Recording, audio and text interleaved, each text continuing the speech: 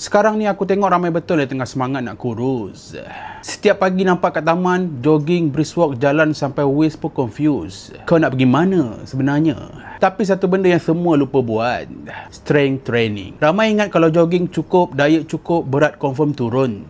Betul, berat memang turun. Tapi masalahnya bila tak buat strength training, yang turun tu bukan lemak bro, otot kau yang lari dulu.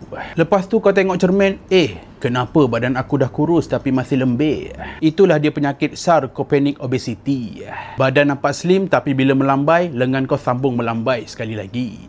Sebab tu kalau kau nak kurus cantik, kena buat strength training. Tak semestinya angkat besi sampai urat timbul. Body weight pun boleh. Squat ke, push up ke, plank ke. Janji bagi otot tu tahu yang dia masih ada kerja.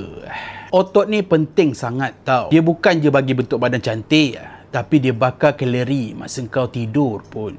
Korang bayangkanlah masa kau tidur pun, badan ibarat tengah workout, bakar lemak.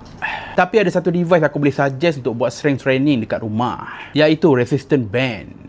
Kalau kau beli alat ni, dia akan bagi banyak barang, termasuk getah berwarna-warni ni, handle pemegang tangan, alat untuk sangkut dekat pintu, alat untuk sangkut kat kaki pun ada.